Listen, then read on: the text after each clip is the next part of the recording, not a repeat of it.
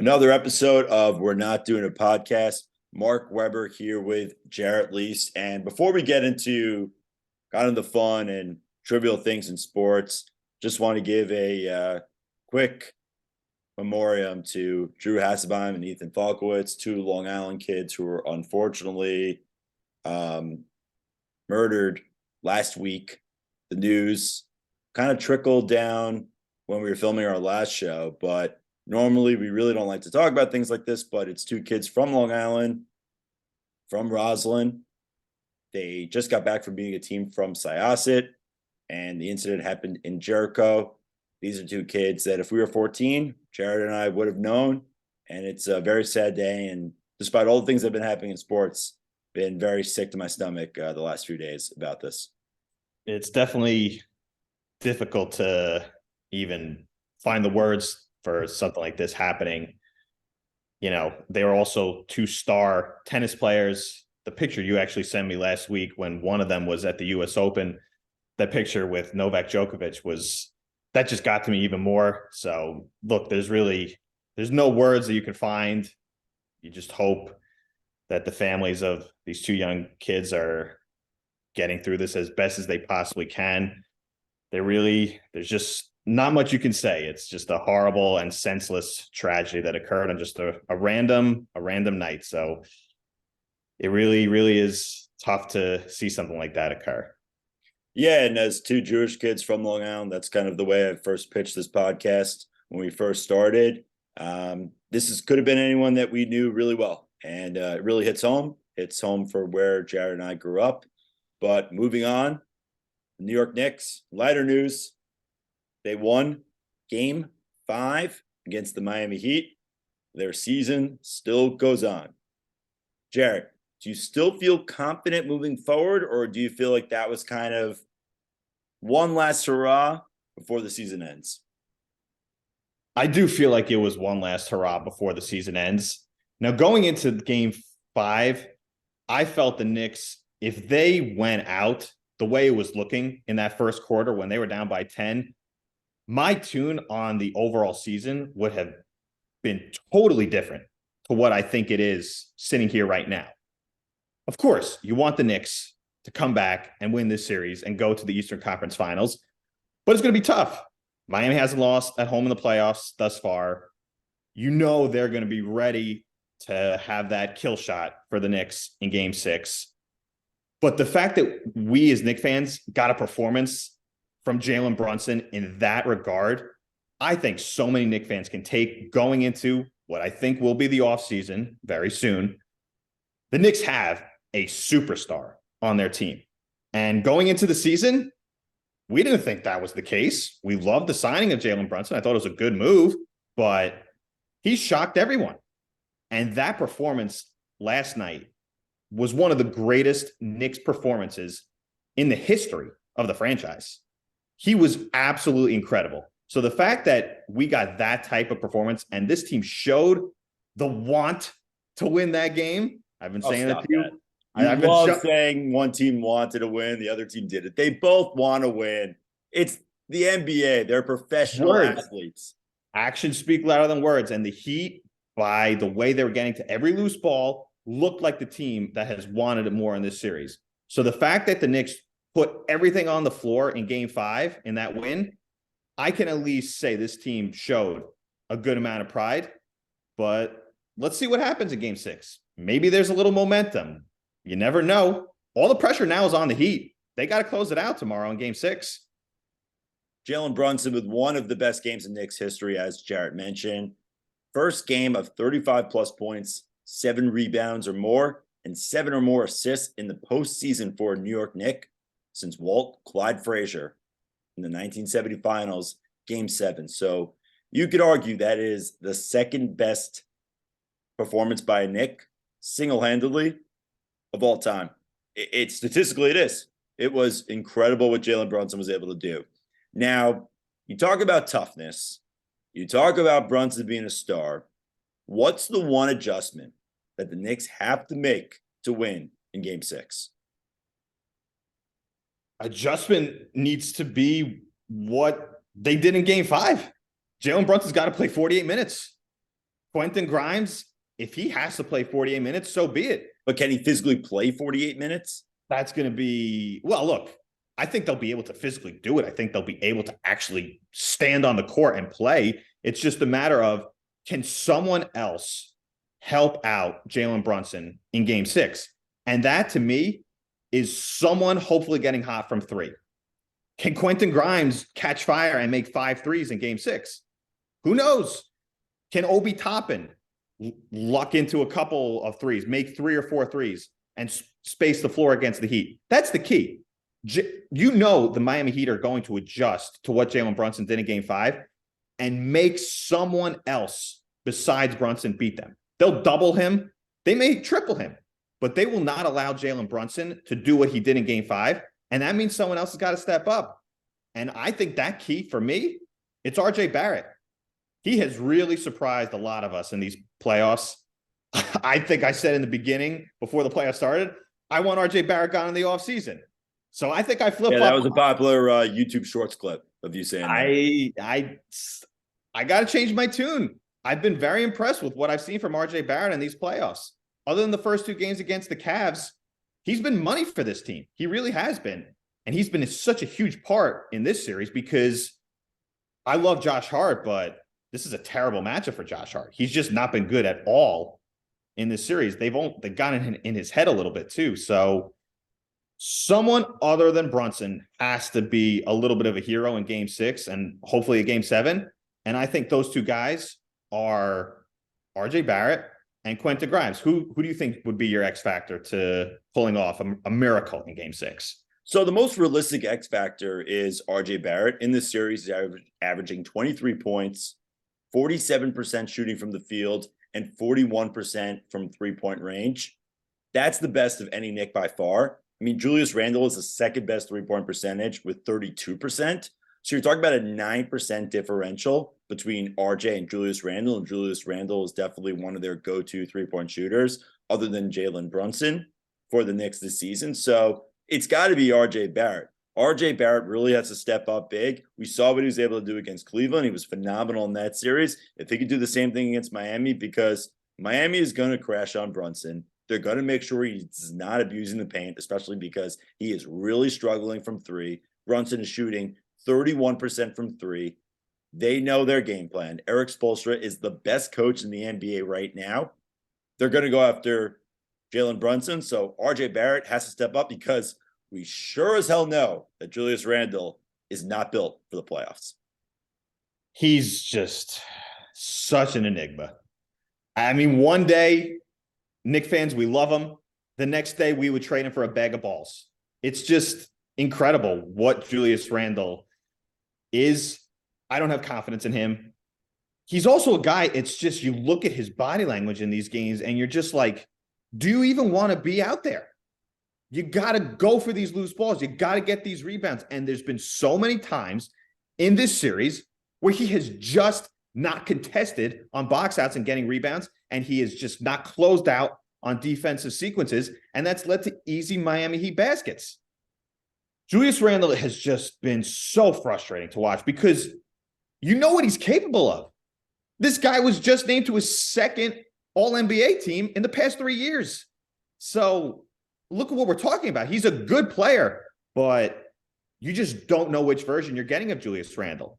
If he's a guy who he can attack the paint and also make the right pass to open shooters, they could be in a better position. But I have no idea what Julius Randle is going to give this team. And I have no idea what kind of mindset he's going to have in these games. That's the other frustrating thing about this guy. Yeah, Randle really has no idea it seems like he has no idea what's going on in these games. He's just very mentally out of it, it seems. I think I talk about how tough this really doesn't matter that much because all these guys want to play and they all want to give 110% effort. Just the defensive lapses you see, the offensive lapses you see. It seems that Randle is just not great in the playoffs, and we've seen that really throughout his entire Knick career. Just in the postseason, for example, as a Knick, shooting 29% from 3, 35% from the field, but averaging 17 points per game. So the numbers are there, but the percentages, it's just miserable, absolutely miserable. And that's why Knicks fans are very excited that they have a guy like JalenBrunson because he's a difference between why they've been able to make it past the first round in 2023 and not so much in 2021 when they lost to the Atlanta Hawks. Now, moving on from the Knicks season, who hopefully lingers on a little longer, going on to two teams that season is just beginning, and we got the first tease. People love the NFL schedule release. It's a humongous day. It just shows that the NFL is a 12-month sport, as much as it pains people like me who are bigger baseball and basketball fans, but the NFL is king. It's what gets our most TikTok views. It's what gets our most YouTube shorts. So we talk about things like a schedule being released. Now, someone like me, I usually don't care about the schedule release till August. That's when I start looking at maybe a ticket or two. Likely not. That's when I start picking which events of family I want to get out of, which events of friends I want to partake in. That's when I start looking at the NFL schedule. But for people like Jarret, they get very excited for the NFL schedule release. This is probably the most anticipated schedule release since 2010 for the New York Jets. That being said, we do with it or not with it. What are the one game? Which is the one game for the Jets or Giants that is with it this season? And when I mean with it, the one you clear the calendar for and you go all out. You tell your friends and family, goodbye. I'm watching this game with the people that I care about most. Week 4, Jets Chiefs, Rodgers Mahomes, and you know why, Mark? Why? That's why. Sunday Night Football, baby. It's back for the first time in 12 years. The Jets are on Sunday Night freaking Football. I cannot wait. Clear the schedule, clear the deck. Rodgers, Mahomes, Jets, Chiefs, Sunday Night Football, NBC, with it, with it, with it, with it. I cannot wait. It's been 12 years. Sunday Night Football, the music, Carrie Underwood. Fire me up. I'm very excited. What about for the New York Giants? As for the New York Giants, not the same excitement. Well, the one game for the Giants that's a big one is Week 6. Giants going to Buffalo, the Brian Daboll return. So that's going to be an interesting one for me. You see Brian Daboll go up against Josh Allen. And I think also in terms of the matchup, look, the Giants are expected to be a good team this year, but who knows what last year was? Was last year a little bit of smoke and mirrors for the Giants, or are they ready to take that next step? Buffalo, that's a big test. I think they have an opportunity to really show that last year wasn't necessarily a fluke and they're actually building something even more. So Week 6 for the Giants at Buffalo, I think is a big one for me in terms of just the Brian Daboll return and the fact that it's a really good interconference matchup. What are some of the games that you're looking most forward to? So this is the first time I'm actually looking at the schedule. You're actually looking at history. This is the first time I am looking at the 2023 NFL schedules. I was looking at it as you're speaking, to be honest, and this is my natural reaction for both the New York Giants. I'm going to go with them first. We're not a biased podcast at all. I'm going to say December 31st against the Rams because the Giants are probably not going to blow away the competition this season. If they make the playoffs, they'll probably squeak in. That will be a humongous game and a great reason to get out of some New Year's Eve plans that you do not want to be a part of. I mean, Sean McVay, New York Giants, that's a fun one. New Year's Eve, I don't know how it's going to work with college football this year, but that's going to be a game that you're locked into your phone if you're stuck at a New Year's Eve party that you do not want to be at. For the Jets, on the other hand, I'm going to go Monday Night Football against the Bills because I've been watching the Jets since before I could remember. I was an infant when I watched my first Jet game. I've seen the Jets disappoint me on so many levels. That being said, that Monday Night Football game against the Bills, you have the 9/11, you have Aaron Rodgers is a New York Jet. You have a division rival. To me, that is the game that sets the entire tone for the season The vibes are set then. I will not be leaving my couch or the couch of a friend for that night unless something horrible happens. I will be locked into that game. Jets Bills sets the entire tone, the entire vibes for the whole season. That is the most important game for me looking for the Jets season in May. That could very well change in a few months from now, but for me, Jets Bills Monday night, that is the game that matters most. We could also have our first road trip, Jets Raiders, week 12. A Las Vegas trip. Mark Weber and Jarret Lease take Las Vegas for we're not doing a podcast. So many bad things can happen then. Not for you, but for me probably. But that would be some trip. Jets Raiders in Vegas. But look, the Giants' schedule is also crazy. 7 of their first 10 games are on the road. That's never happened in NFL history. So that's going to be crazy. I think so much of that. Good things happens when the Giants are on the road. Look at their Super Bowl run in 2007. I mean, they were pretty much on the road the entire time.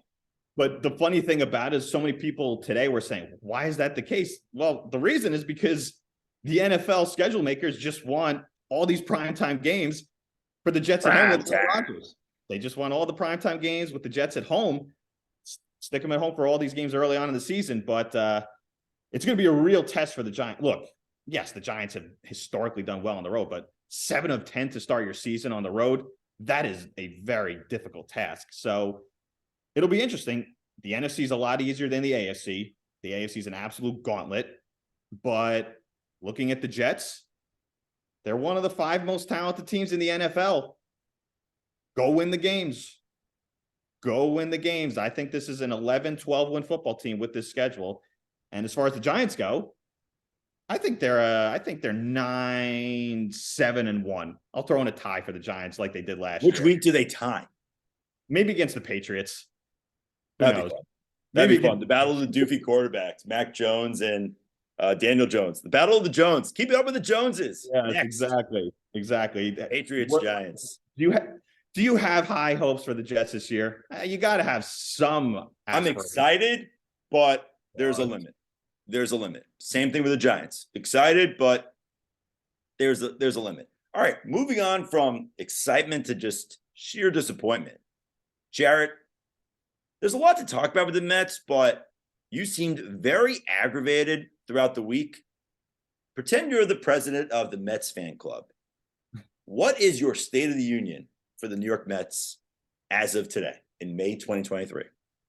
Well, I'm glad you said president of the fan club, because if I was president of the team, I would have to have this politically correct answer. President of the fan club? We fucking suck. The team's a joke. The New York Mets are a joke. Their pitching's awful. Their hitting's awful. They were shut out for the 7th time in their 38th game today against the Cincinnati Reds, who had a bullpen game. The bullpen, I mean, other than David Robertson, I don't trust. So other than that, everything is just grand and wonderful with the New York Mets. This is part 2 of 1992. The worst team money can buy. This team's they're atrocious. They're unwatchable.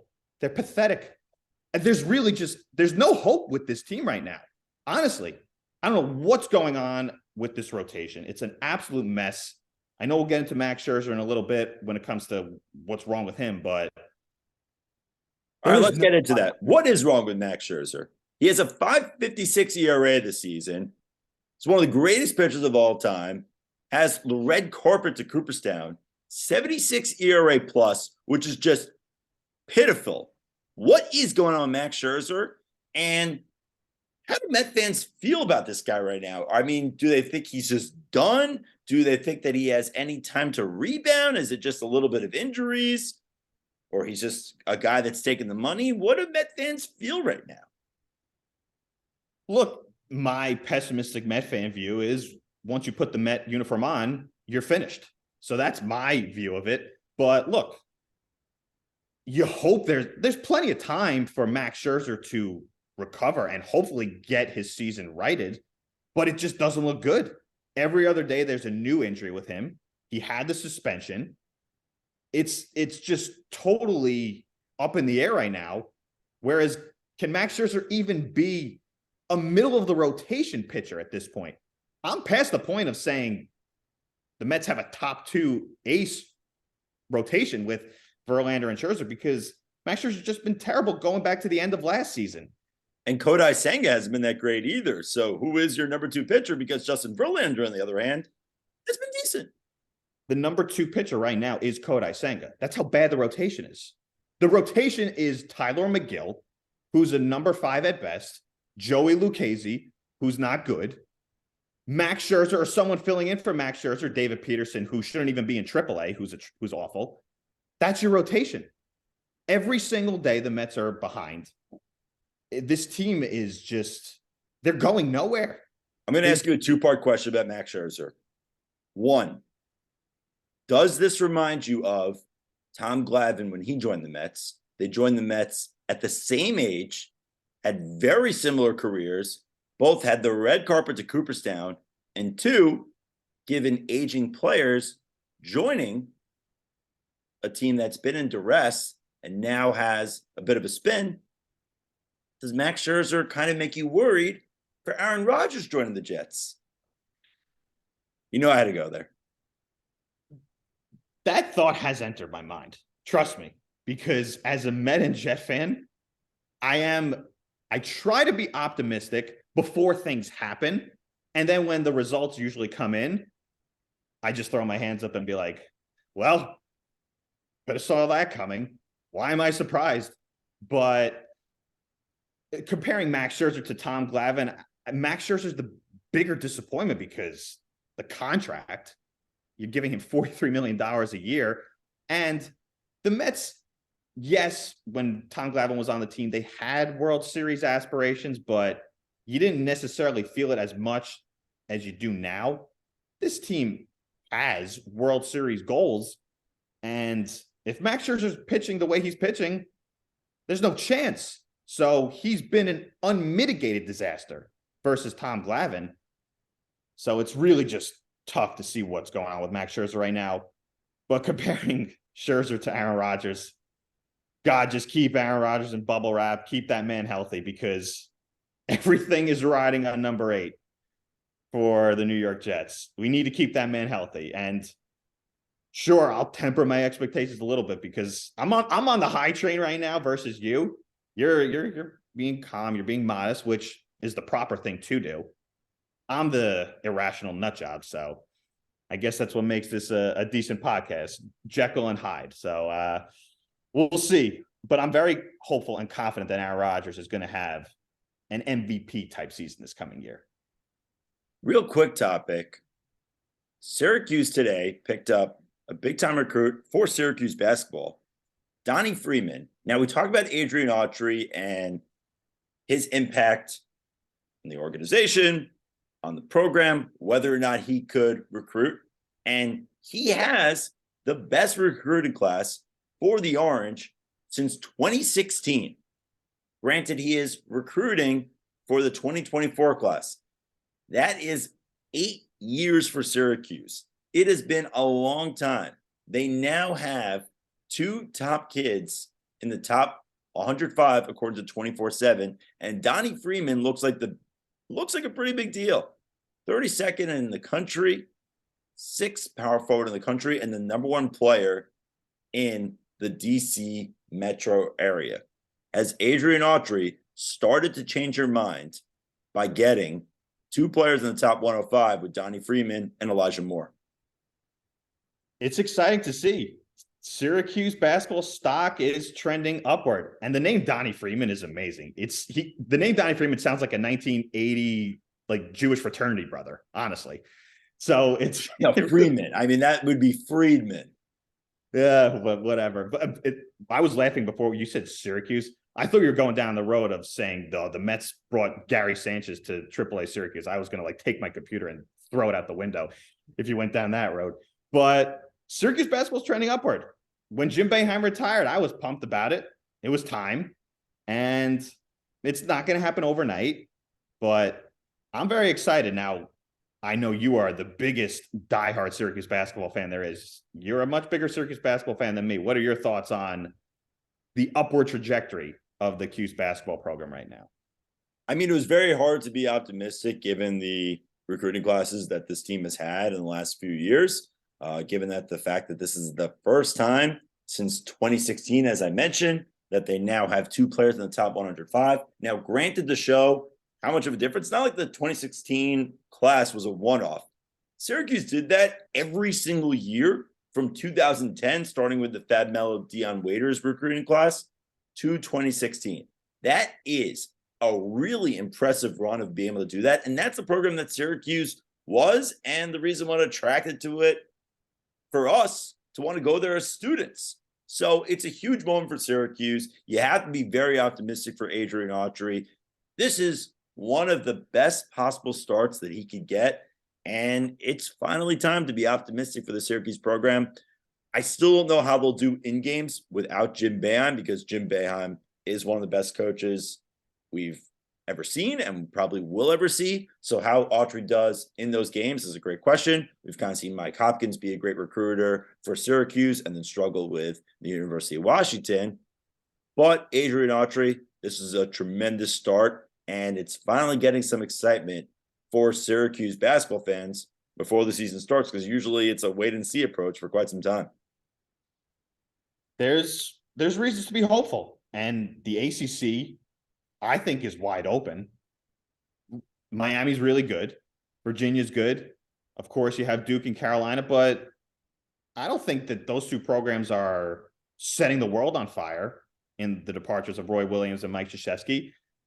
I think the ACC is up for grabs for one of these programs to get a stranglehold of it and potentially dominate for years to come. It's a good time right now to be in a little bit of a state of transition in the ACC. So Adrian Autry's got a great opportunity. He's off to a solid start in the recruiting trail. Like you said, we'll see how he does as an X's and O's coach. Hopefully no 2-3 zone. Please, none of that. If you want to do it occasionally, it's fine, but be your own coach. That's what I want to see.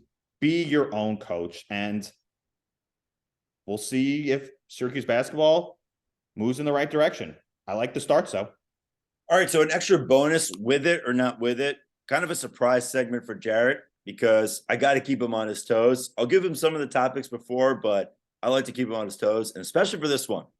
Jarret said the following earlier to me this week via text. He said that he will never use ChatGPT ever. This is a technology that is considered to be the next internet, everybody. Artificial intelligence, ChatGPT, with it or not with it? This question, you're asking the wrong person, because I'm going to say not with it, but probably 99% of our age range is going to say with it.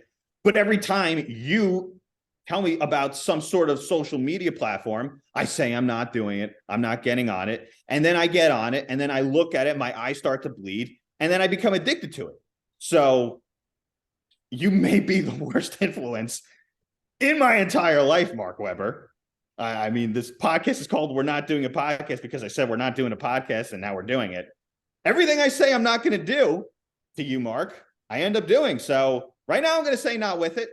Probably 2 months from now, I'm going to be hooked on ChatGPT, whatever the hell it is, and I won't be able to look up.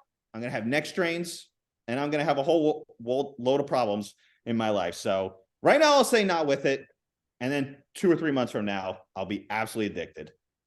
I've set it over under for when you will finally get on ChatGPT, if not by next week. I'm going with 2025 because it took you the following.